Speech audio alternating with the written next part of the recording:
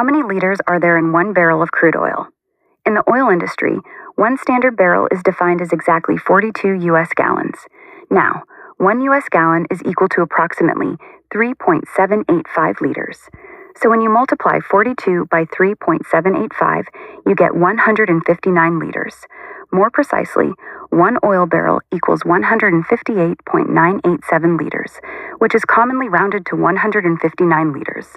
This measurement is used worldwide for trading, pricing, and reporting crude oil production and consumption.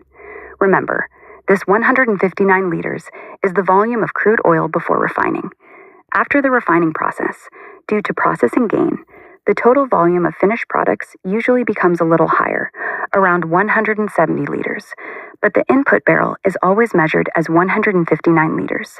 So, to summarize, 1 barrel of crude oil equals 159 liters.